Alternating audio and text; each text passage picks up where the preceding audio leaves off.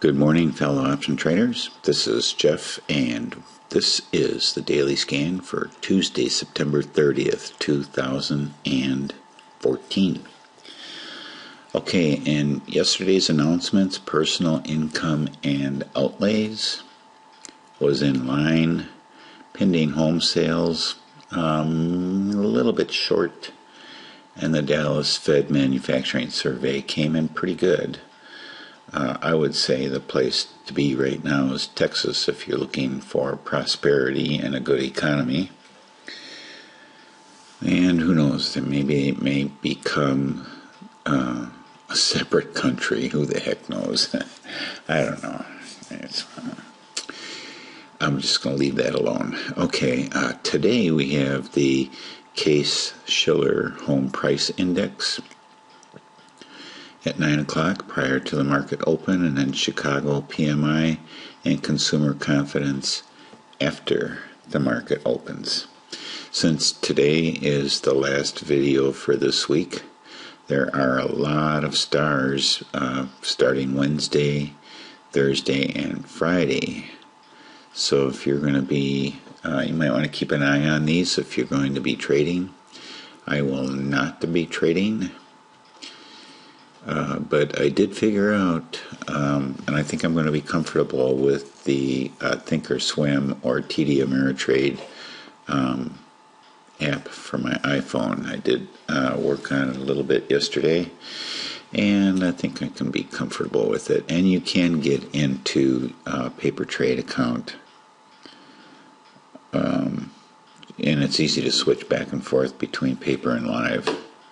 So I was appreciative of that. Let's see what's going on across the ponds over in Asia. Not too hot over there. Pretty, for the bears it was pretty strong. For the bulls it was kind of weak. And in Europe we're looking pretty strong, bullish all across the board. Okay, so here we have an umbrella revolution. Instead of wearing masks, they got umbrellas over there. And then this little article here about targeting a larger market move to the downside. Anything else of interest? Oh, Zuckerberg. Oh, that's just wonderful. Yeah, I'm so rich. Oh, look how many houses I got. Let's see here. Yeah, George Clooney's Picture Perfect Wedding. That's wonderful too. Ford of Europe, Ted Cruz running for president. Bill Gross is the smartest guy in the room at Janus. Really? Okay. I don't know how you can determine who the smartest guy in the room is. Maybe it's the guy with the biggest mouth, or just the one that's leading the meeting. I don't know.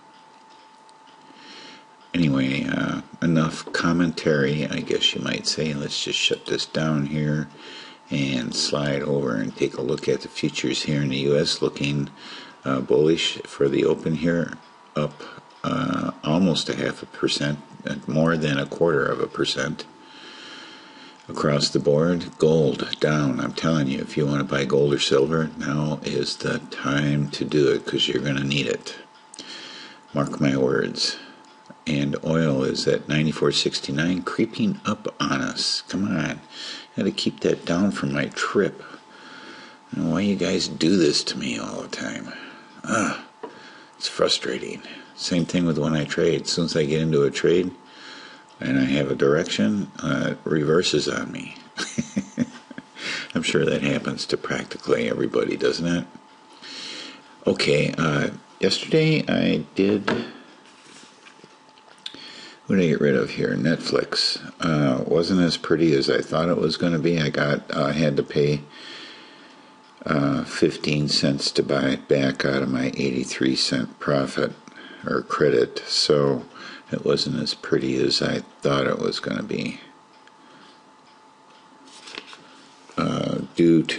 Actually it was, I'm sorry, I'm reading this wrong. I had to pay 68 cents to get out of it. So it only made 15 cents. I was reading that wrong. So it was even worse than I was telling you guys, and here's why. Let's take a look at Netflix's chart at the open yesterday. I panicked, quite frankly. You saw that it actually opened down, and we were down here with our bull put, and it just started sinking like a rock. Opened here, and then it kept moving down and down, and I'm trying to get out, and I'm increasing my limit, and finally it executes probably after it turned around. If we were to chop this into a smaller time frame, and which I think we can do here. I have another chart that I have that I don't. This is just a line chart of the ES, but I could put Netflix in here. That's one we were looking at, right? And this is a 15-minute chart. Let's go to 5 minutes.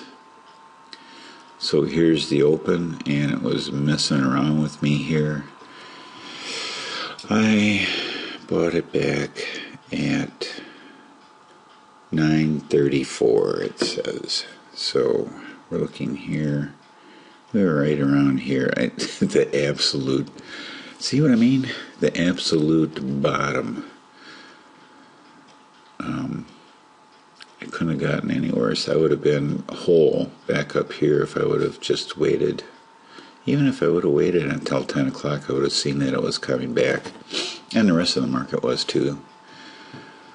And I would have been a lot better off. So, you just don't know.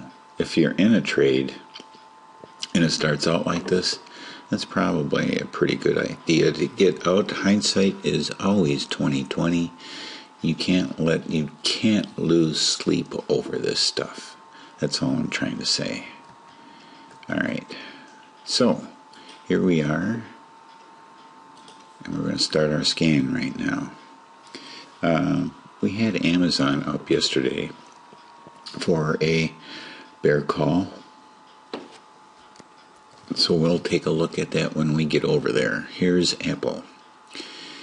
Can we put a target in here for Apple sometime? I don't know. I'm just a little worried about this 20 EMA here. It gives me some concern. And here we are back down here testing this 98 level here. I don't know. I'm leaving that one alone. I don't see any earnings coming up soon, though, but I'm just leaving it alone. Here's Amazon. Probably at market open, it would have been tempting to add on to this position. But definitely stochastic is not showing us what we would like to see, but MACD did. We finally got a confirmation off of MACD. So it may not be all that bad of an idea if you would have piled into a bear call on this with an expiration out here, which would be the Oct 2 expiration for weeklies. Boeing, we are in Boeing. A little scare yesterday until it backed off. I was watching it on my iPhone. So what do we got here? Maybe another opportunity. This could be a 20 delta here. So we'll just simply drag this over here and put this down for a 20 delta for today.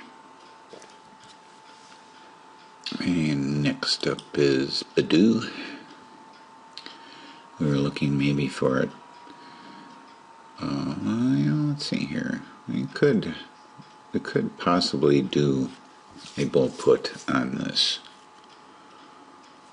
So I'm going to put them down. If you guys want to get in on this, this would be a bull put. Credit spread, Chipotle. Not seeing anything, too much consolidation in here. Uh-oh.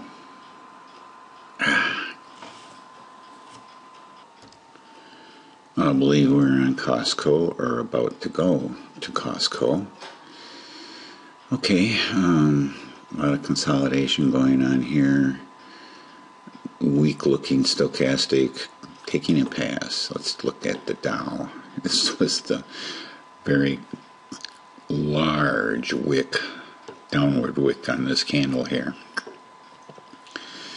That's strange.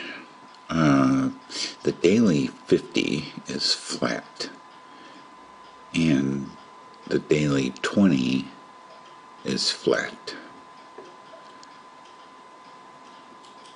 And like I mentioned, if you have some spare money hanging around, you might want to jump in, buy some gold that you can hang on to yourself, or some silver.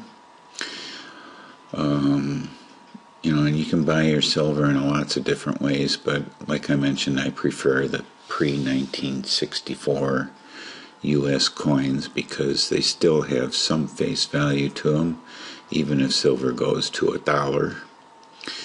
And they're small enough that you can use them as money in small amounts should the dollar crash. Alright, Google, we'll take a look at that. I'm not interested in doing anything on gold right now. So if you were playing these swings and prices here, you would want to pop for a 20 delta right here. So I'm going to put them down. This is mostly off of price action, but we're going to put a 20 delta indicator in here.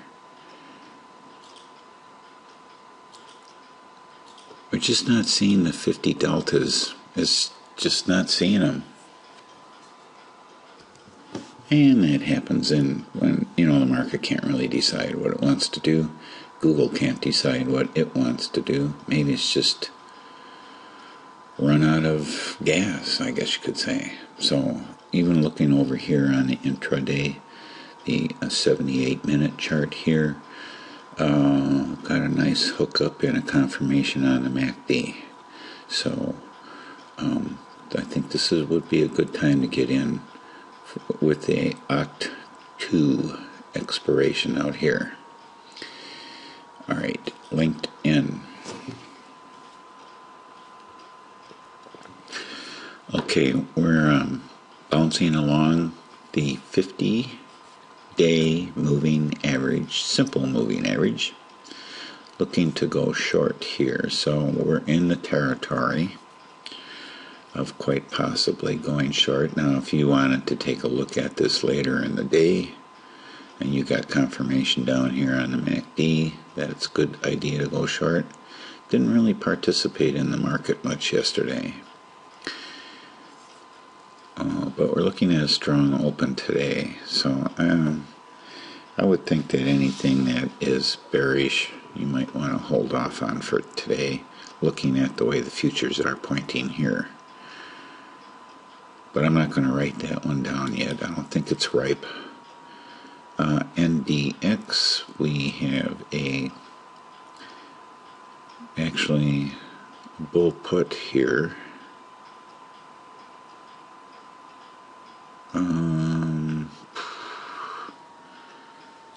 I don't know about this. I'm just a little concerned about this rollover here on the SMA, and I don't really see that, except for a little short period here where it came down and hit the 50. Now we're back down and we're hitting the 50 again, so I might continue back up. Let's see if it works out or not. I'm going to put a little circle here.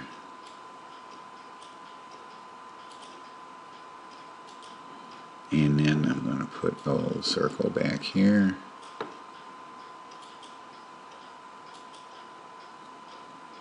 Those are places of note. We'll see. Okay, that's a whole different story back there. Yeah, I don't think, here it came down and smacked it, bounced back up, but it didn't do it every time. So maybe it's not all that important. But it'll be fun to keep an eye on it. Okay, here's Netflix, and we I already kind of beat that one to death. So I'm going to take this alert off of here. I'm not sure exactly which way Netflix is going to go. Let's get rid of everything. And I'll put a new one up here again. I just wanted to get rid of all the old drawings. And we'll take a look at if this one would have worked out. Just for fun, let's take a look. And this would be Oct 2 expiration with a 20 delta. Here we are. Let's go right here at 462.5. I don't know why that stuff comes back to haunt me, doesn't it? Okay, this is 50 cents, so that's pretty decent.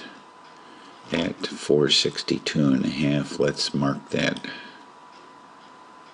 462.5. We'll put it over here. Just draw that like that.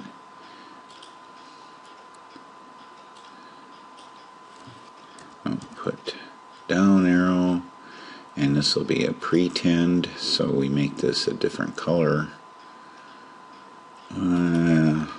Whatever that color is, sort of pink, I guess.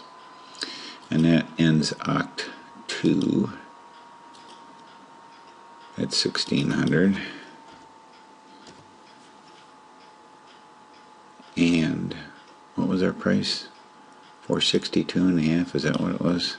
462.5. Is that what we said? 462.5, that's correct. Okay. So we're just going to keep an eye on that one just for fun. Okay, price line. Yeah, we're looking for an opportunity to get in a price line. It's still maturing. The Russell. Yeah, we're looking for maybe another day or so on that one. SPX. Don't know what to do with it, so we're staying away from it. Tesla. I was reading an article about Tesla. We had a cars list for what, 68,000, and then